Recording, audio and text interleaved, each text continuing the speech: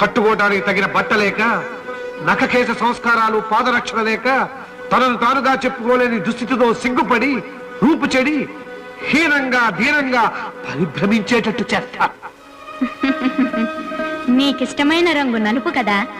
నల్లని వస్త్రాలు ధరించి, పాదరక్షలు విడిచి, నఖకేశ సంస్కారాలు మాని, మాలధారణతో దీక్షాబద్ధులై స్వీయ ఉనికిని కోల్పోయి స్వాములుగా పిలువబడతారు.